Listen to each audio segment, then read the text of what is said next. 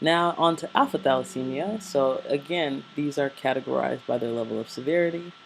And if you just look at this chart here that I created, and it gives you a good idea of what to expect. So for, like I said, you inherit two genes from each parent.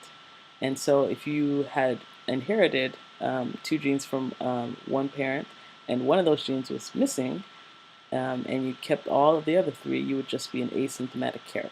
So that's just one gene deletion makes you a carrier.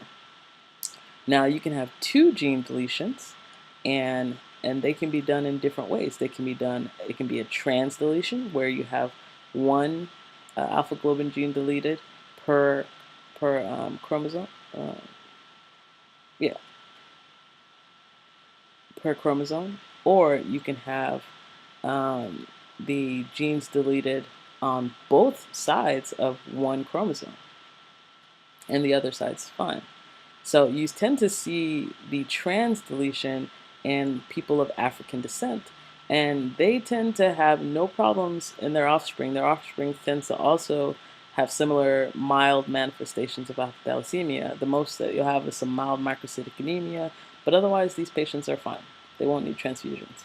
Now, if you have a cis deletion where you have both genes deleted on the same chromosome, your offspring are at risk for developing hemoglobin H disease or even hemoglobin BART, especially if you have a person who have both genes deleted on the same chromosome, and they also were to have a child with someone who was trans, had a trans deletion, then that person will develop this gene, and that equals three gene deletions, and that's hemoglobin H.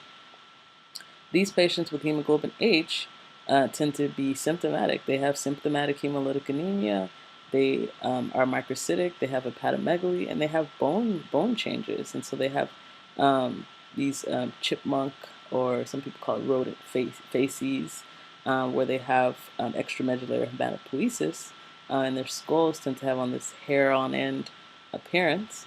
And even if this same person right here was to have a child with another person with a cis deletion, they can end up with hemoglobin BART, so which is hydrops fetalis, and that's incompatible with life, and that leads to no, they have no alpha globin genes.